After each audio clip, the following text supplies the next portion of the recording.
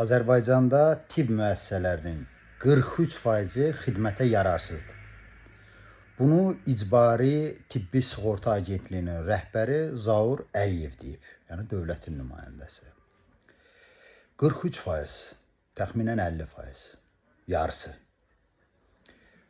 Böyük bir fəlakətdir, böyük bir biabırçılıqdır. Bunun biz səbəbkarını tapmalıyıq. Əlbəttə ki, İlham Əliyevin bu işlərdən xəbəri yoxdur.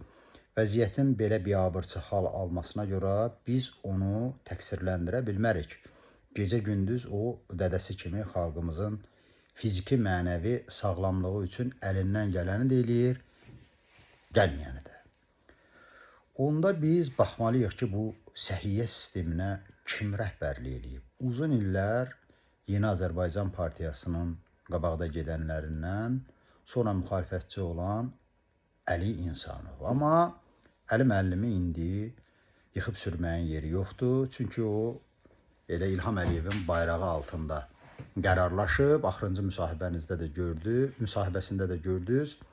5 dəqiqəlik müsahibəsində 15 dəfə Heydər Əliyevin şəklini vurub, portretini vurub başının üstünə onu göstərdi, öyüdü. Deməli, Əli müəllim çıxdaş oldu, günahı onun üstünə yıxa bilməyəcək. Oqtay Şirəliyev də ondan sonra uzun müddət Azərbaycan səhiyyəsinə rəhbərlik elədi. Onu da indi qabağımıza qatmağın yeri yoxdur. Çünki Oqtay müəllim keçən ay ölüb aradan çıxdı. Belə olan halda bizim ehtiyat variantımız var. Mən tapmışam, təklif edirəm ki, sabahdan səhiyyə sisteminin yarısının xidmətə yararsız hala gəlməsinə görə Xalq Cəbhəsinin sədri Əli Kərimlini lənətləməyə, tənqid eləməyə başlayaq. Bundan başqa ağlabatan variant yoxdur. Özdə 2 gün bundan əvvəl də KKB-miz üzə çıxardıb ki, Əli Kərimli gündə $2 Facebookuna heç demə pul xərcləyirmiş.